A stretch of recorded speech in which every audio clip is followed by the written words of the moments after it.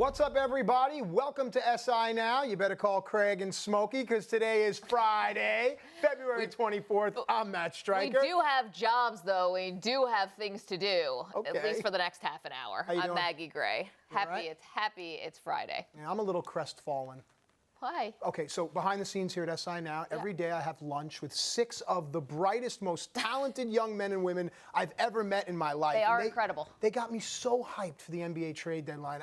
I went to sleep feeling like a kid, imagining Paul George in a Boston Celtics uniform, and today I woke up feeling back like an adult again. No, it's not a good you feeling. got them hyped. You're talking about how it's your favorite time of They're year. great. Like it's, Zach St. Attack Patrick's with Day. a K, Gene, Steve, everyone, they're awesome. 100 shout-outs. All right, listen, coming up today, we have Oscars. We'll take a spin around the Count's favorite race, the Daytona 500.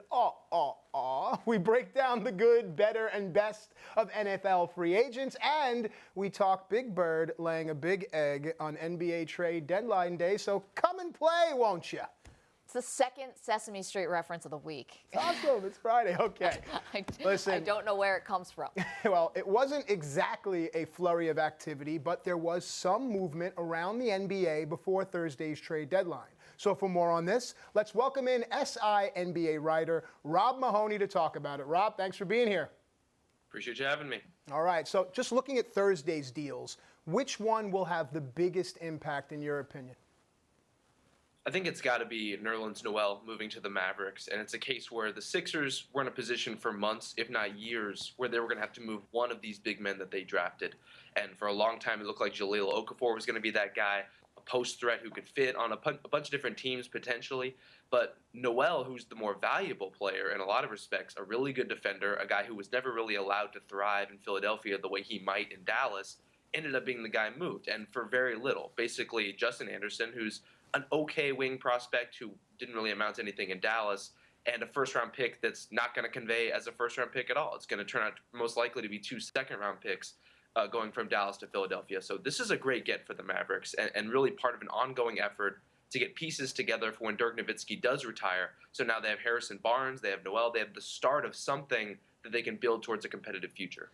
Yeah, I mean, it seems like their plan for post-Dirk Nowitzki is not going to involve a full tank. I mean, not having to go totally into the toilet to try to get a top pick.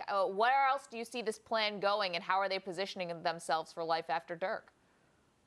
Yeah, that's always been the idea, even going back to, when they were talking to DeAndre Jordan in free agency and nearly got him to commit, and Chandler Parsons, and they did sign Wesley Matthews. That group, the idea was that you were going to have that transitionary era coming out of Dirk's final years. Now it's Harrison Barnes, it's Nerlens Noel, it's guys like Seth Curry, Dorian Finney-Smith, who's come into the lineup and could be, even just like a role player for them. And for Dallas, that's a big deal. Just having guys you can put on the books, you can pencil in for rotation spots who aren't 30 plus. And that's going to put them in a really good spot. And Noel is the kind of piece, too, where, they're going to push for this 8th seed a little bit. They're still a competitive team. Noel complements Nowitzki well. He complements Barnes well. He doesn't do anything to take away from the fact that this team wants to remain competitive now. But ultimately, he's 22, almost 23 years old. He's only going to get better. And he's a guy who, in Philadelphia, we saw, when you give him anything to work off of, when you give him a real point guard to play off of, when you give him real spacing so that he can finish inside, I think he's a better offensive player than a lot of people think. All right, we alluded to it at the top of the show, the entertaining opening. Larry Bird's Celtics were linked to superstars such as Jimmy Butler and Paul George, but alas, nothing came to fruition. Are you surprised that they stood pat? A little bit, but really, I mean, the real deadline for the Celtics is going to be this summer's draft. And it's one of those cases where the second that a pick actually conveys that you actually select a player, its value depreciates. And so those Nets picks that they're holding on to, they really probably need to be moved before draft night or on draft night at the latest to get the maximum value for them. And so, even the Chicago Bulls came out yesterday and basically said that they're tabling the discussion about Jimmy Butler for now, that those discussions are going to come back later around the draft in the offseason, that these possibilities are still going to be there. And so I'm a little surprised that the Celtics didn't move just so they can make more of the rest of the season, but they're in a position where they can still be pretty competitive the rest of the way, and they don't need to rush it if, both sides can't come to an agreement on an offer they really like. Okay, we just had a board up of all of the draft picks that the Boston Celtics have. I mean, Rob, they don't make a move. So does this lead you to believe that somehow the Cavs and the Warriors, their dominance, particularly the Cavs if we're in the Eastern Conference, is affecting how other teams are doing business? Are they just waiting for one of these teams to show a crack? I think there's no question that a lot of teams in the East are wary of kind of targeting LeBron's, basically prime final years and figuring out how they can fit in after the fact and figuring out how they can really get talent to take advantage of the Cavs' eventual decline. That said, this is a great window right now as well. We've seen teams like Toronto really jump on it. The idea that you look at what Cleveland has been, especially since the turn of the calendar year, you look at some of the injuries they're dealing with, you look at the fact that LeBron is still playing huge minutes, and there's an opportunity there. The Cavs are still the best team in the conference pretty definitively, but there's some vulnerabilities. There's enough to think that teams like the Raptors, and we thought the Celtics, might jump on that opportunity. I'm a little surprised for that reason that Boston didn't push in a little more aggressively. But again, they're thinking, it's with as much of a long perspective as possible, really trying to make the most of these assets, which, that's the kind of trade that they previously made with the Brooklyn Nets to get these picks that can change the trajectory of a franchise. You really don't want to mess that up, even for the sake of contending at a slightly higher level for one season. Yeah, they have to feel very good that they can keep this going into the future and not have any wasted seasons. Let's talk about LeBron James. Didn't need to ease back into the regular season after the All-Star break. No, James picked up his 6th triple-double of the year against the Knicks on Thursday night. That is our adrenaline performance. It's presented by Toyota. Let's go places. Rob, LeBron said a few weeks ago the Cavs need more help. They might get it. If Cleveland can acquire Darren Williams and Andrew Bogut off waivers, what would those two additions do for the Cavs? Well, part of it's just filling out minutes. We've seen in the past guys like Timothy Mozgov, for example, who even in the regular season, you're just putting him out there. You're just trying to fill a rotation spot. You just want someone you can depend on. So Bogut could potentially be that kind of guy if he ends up in Cleveland. I think Darren Williams is the more interesting pick, especially, LeBron has been very vocal and very specific about wanting another playmaker on this team. Williams isn't a guy who's going to create a ton of offense for you anymore, but he's in a position where if he's playing with LeBron or he's even playing alongside Kyrie Irving, as he can do, he can guard some bigger players. He's a guy who can catch on the perimeter, who can make some moves, who can knock down shots. He does the little things in terms of that secondary playmaking that the Cavs really need, especially with J.R. Smith, and Kevin Love knocked out the lineup for a while with injury. Rob Mahoney, appreciate you breaking down all things NBA. We'll catch up with you again soon. Thanks, guys. All right. On Wednesday, there was this. All my boys, all my young boys, stand up, man. The ladies sit down. Sit down. But all my boys, stand up. Stand up. We strong, right? We strong, right? Okay, all my boys, just tell me one time. I can do anything I put my mind to. A lot of boys don't supposed to be soft-spoken. You know what I'm saying? One day y'all gonna have a very deep voice like this. Right now y'all talking like this. But one day you'll have a very, very deep voice. But the ladies, they supposed to be silent, polite, gentle. But my men supposed to be strong. Okay? So I want y'all to tell me what the third rule of life is. I can do anything I put my mind to. Scream it. All right. Y'all can sit down now. Well, unfortunately, Jameis Winston doesn't have a time machine, and that speech wasn't given in 1950. Jameis was talking to a group of elementary school children on Wednesday. The message, boys stand up, girls sit down and be quiet.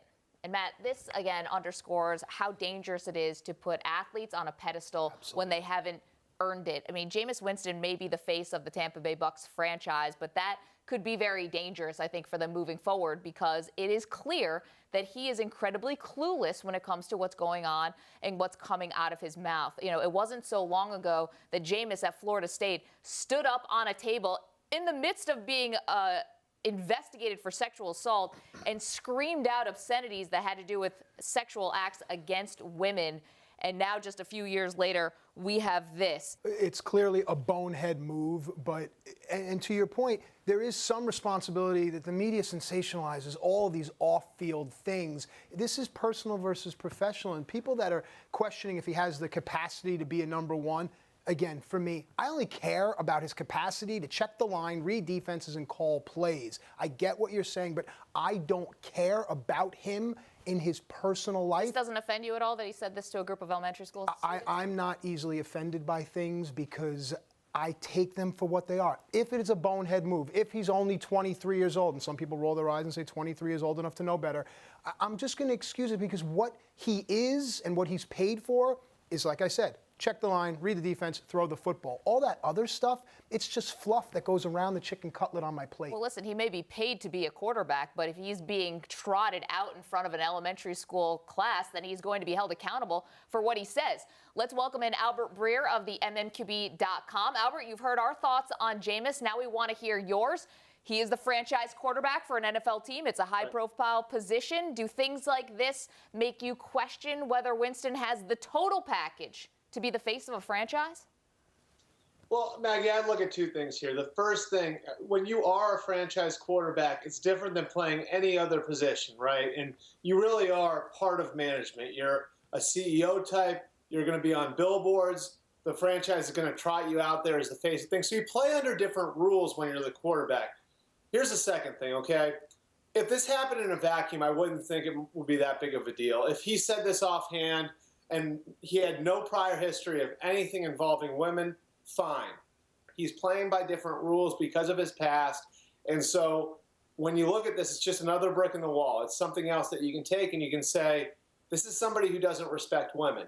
He has to be more careful in these sorts of situations. It's just the reality of the situation because of the past that he had in college. All right, and while that is a topic that deserves more time, let's move on. There is an interesting free agent class this year in the NFL. Let's keep with the quarterback position. In your opinion, who's the top free agent quarterback and where could they land?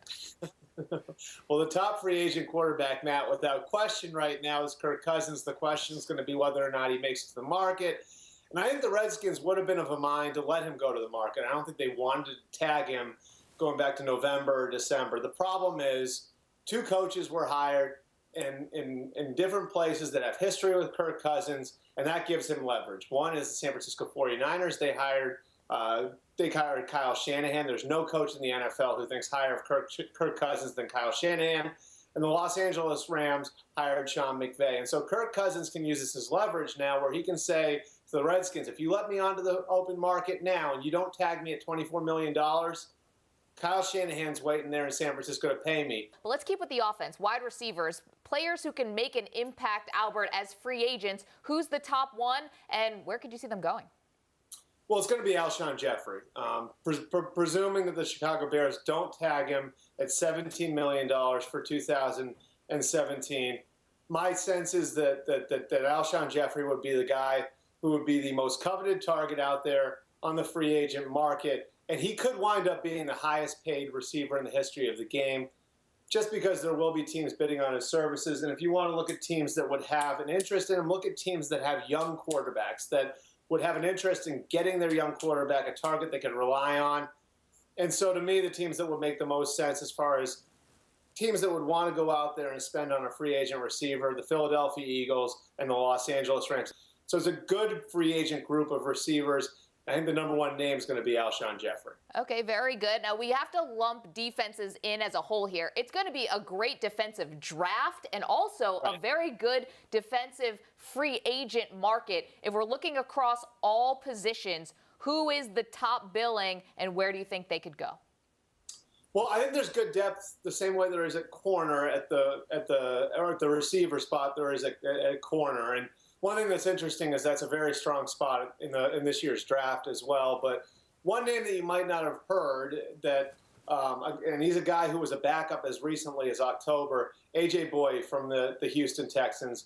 He's another one of these long Seattle-type corners. He's somebody who was sitting behind 3 first-round picks there in Houston, behind Jonathan Joseph and Kareem Jackson and Kevin Johnson. Got his opportunity to play. By the end of the year, he was one of the top 5 players on the roster. Not top 5 players on the defense, top 5 players on the roster. They had the number 1 defense in the NFL. And he's somebody who's going to get to the free agent market who could wind up getting a $13, $14 million deal. And talking to some of the other teams, they said he's probably going to get a deal worth more than what Janoris Jenkins got last year in New York. There's great depth at the corner position in free agency and also in the draft. So if you're out there looking for a free agent corner, a draft corner, this is a great year to be in the market for one. And there are going to be teams like the Miami Dolphins and the Oakland Raiders who are going to be looking. Defensive coordinators everywhere and agents are all licking their chops, ready for these defensive players to hit the market. Albert Breer, the mmqb.com. Appreciate your perspective. Thanks. All right. Thanks, Maggie. Thanks, All right. thanks Matt. Thanks. Matt, as a professional wrestler, you have some acting skills. Whoa. Did I go too far? Whoa. With the Oscars on Sunday, our own John Wertheim has a look at the best performances in sports. Huh. I didn't mean it. You know, acting like you like me, huh? The Academy Awards are, of course, this Sunday. But in advance of handing out the statuettes to Moonlight and Viola Davis and the like, we've stumbled across the winning ballots for the sports Oscars from the past year. PricewaterhouseCoopers has tabulated and certified the votes, so the envelopes please. Best Picture, the Chicago Cubs. I want to congratulate you, the fans, also, and thank you for being so patient. Best Actor in a Leading Role, LeBron James. Tom Brady, see you next year. Best Actress in a Leading Role. And the Oscar goes to Simone Biles. The award for Best Actor in a Supporting Role, Kyrie Irving. Best Actress in a Supporting Role, a collective winner this year, Yukon Hoops. Best Foreign Feature, Leicester City. Best Underwater Feature, Michael Phelps. Best Directing, Kyle Shanahan. Just kidding. How about Jay Wright? Which brings us to Best Trailer, Chris Jenkins. Animated Feature, Conor McGregor barely beating out Boogie Cousins. Best Fictional Adaptation, Ryan Lochte. Costume Design, Russell Westbrook.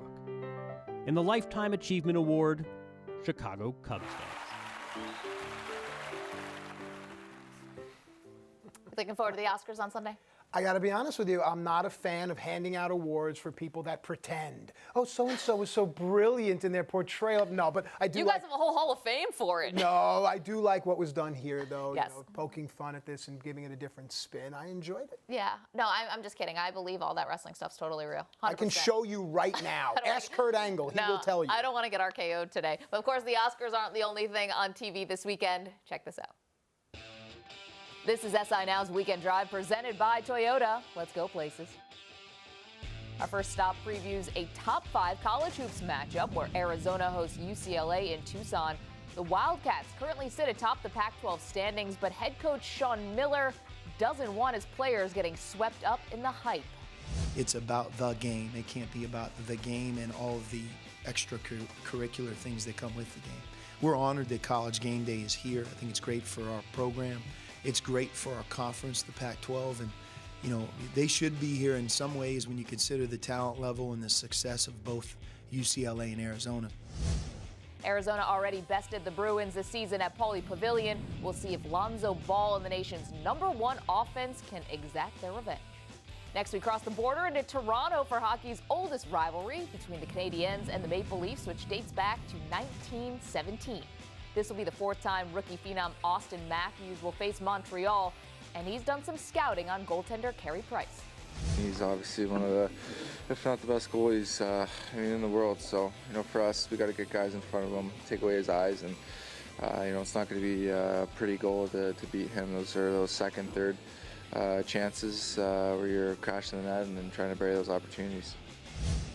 We'll see how Matthews will fare Saturday night. The Habs are the only team that Matthews has faced more than 3 times and hasn't scored on yet. Lastly, we head to the Sunshine State for the 59th running of the Daytona 500. Last year's champion Denny Hamlin explains the feeling of seeing his name on the Harley J. Earl Trophy for the first time. Yeah, it's the first time I've seen it engraved in the big trophy, so it's so cool, and to see the names that you're beside, very prestigious, and I hold it as in high regard, similar to like the Southern 500 trophy, where you see the faces and the names of all the winners on it. No driver has won the Daytona 500 in consecutive years since Sterling Marlin in 94 and 95. As for Hamlin, he sits 4th in the starting lineup. And that's what's in store for this weekend.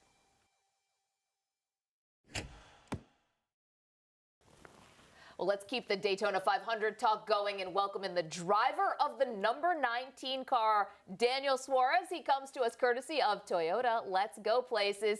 Daniel, it's your first season driving full-time on NASCAR's biggest stage. What are you expecting in your first Daytona 500? That's a good question, and I guess all I can expect is to be smart, to learn as much as I can in the first half of the race, and in the second half of the race, it's time to be more aggressive to try to race in the front. I have an amazing team behind me. I have a fast 19 average Toyota Camry and as well great teammates. So I feel like I'm in a great position, and hopefully we can do a good job on Sunday. You are our adrenaline performer. It's presented by Toyota. Let's go places. You already won the Xfinity Series a season ago, so you know what it takes to get into the winner's circle. But Daniel, who has given you the best piece of advice when it comes to racing in the Daytona 500? Well, when it comes to racing into Daytona 500, honestly, all my teammates, Denny Hamlin, Matt Kenseth, Kyle Busch, it's very good to be part of this organization because everyone works together. Everyone works as a team, and we got meetings pretty often to talk about practice, to talk about the race, or to talk about what we're going to do. So, as a rookie right now, I'm like a sponge. I'm just trying to get as much information as I can to try to get better and to try to keep up with them. But so far, honestly, all my team has been very, very helpful. All right, hey Daniel, Matt Stryker here. I wanted to ask you, how do you feel about your run at Thursday's duels, and how does it impact your strategy for the 500? Well, in the duels, I really think that it was important for me to move around more, to race aggressive. Really, it was important as well to try to keep our primary car in one piece, to keep that car for Sunday. But at the same time, I feel like we got some good learning in those 60 laps. But we have to make some adjustments. Like I say, our car he has pretty good speed. I just feel like we have some room to make it a little bit better, and hopefully we can improve just a little bit for Sunday. And that a little bit in a pack like this is a lot. So I think we're going to be in a pretty good shape. All right, well, hopefully some of those tweaks will pay off for you. You are the first Mexican-born driver to race full-time in NASCAR's top division. Daniel, when you were growing up in Mexico, I'm sure you were dreaming of becoming a race car driver. What did Daytona symbolize to you then? Oh, Daytona is amazing because when I was just 15 years old, I didn't know a lot about NASCAR. I was just a race fan, and I remember, being at home with my dad and watching the Daytona 500 on Sunday. And in that point, I wasn't expecting to be in this position one day. So it's very cool. Actually, my dad is here with me right now, my mom and my sisters, and it's very cool to have them in this amazing journey so far, and just like me, they have been enjoying this journey a lot. So now to be part of the Daytona 500 for the first time is a really big deal for me. All right, you are from the same hometown as arguably the greatest luchadora of all time, Sexy Star. Are you a fan of Lucha Libre? You know what? Lucha Libre is already big in Mexico. I'm not a huge fan of that. I'm a big fan of everything with wheels. Everything with wheels. 2 wheels, 3 wheels, 4 wheels. But and obviously with soccer and American football and all that. But that's pretty much it. All right, well, we're going to have to get you down to the temple for Lucha Underground one of these days and convert you over to being a Lucha fan. Yeah, maybe that would be a good idea. Listen, Daniel, we wish you all the best of luck in the race on Sunday. Thank you so much for joining us, and we will catch up with you again later this season. Thank you, guys. I appreciate it. Thank you. You take that personally? No, that he doesn't know about Lucha Underground? No, that's your territory. Well, the beauty of Lucha Libre and Lucha Underground is that each and every day more and more fans come aboard, men, women, children, all across the world. So I'd be more than happy to welcome them down to the temple. I'm not sure Vampiro will appreciate it, my partner, but so be it. This is what I was hoping, that he was going to say, not only am I a fan, but I'm wearing the mask underneath the helmet, you know, go. Just to make things a little bit hotter harder. in that car. It's 130 degrees in those things regardless. You know, you want a challenge. Yes. That's what you want. Matt, it's been a great week. Thank you so much. Have a fantastic weekend. Good luck in your ice hockey game. Don't hurt yourself, all right? We're going to be back on Monday at 10:30 a.m. Eastern with a fresh look at all the latest sports news. But until then, stick with SI.com. And don't forget to follow us on Twitter at SI Now Live. See you Monday.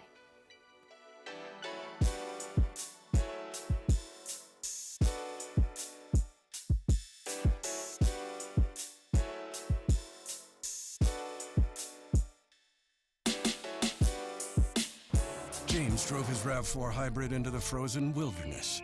The scent of his jerky attracted a hungry wolf pack behind him. To survive, he had to remain fearless. He would hunt with them and expand their territory. He'd form a bond with a wolf named Acalia, become den mother, and nurse their young. James left in search of his next adventure. How far will you take the all-new RAV4 hybrid? Toyota, let's go places.